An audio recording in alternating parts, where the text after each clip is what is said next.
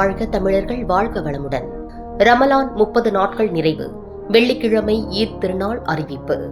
Saudi Arabia உள்ளிட்ட பல வளைகுடா நாடுகளில் ரமலான் மாத நிறைவு மற்றும் ஈத் அறிவிப்பு வெளியாகியுள்ளது.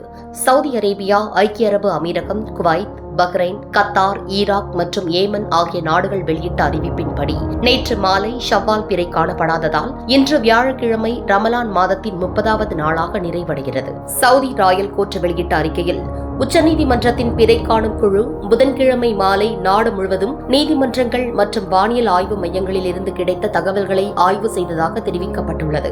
இந்த ஆய்வுக்கு பின்னர் ஷவ்வால் பிறை உறுதிப்படுத்தப்படவில்லை என அறிவிக்கப்பட்டது.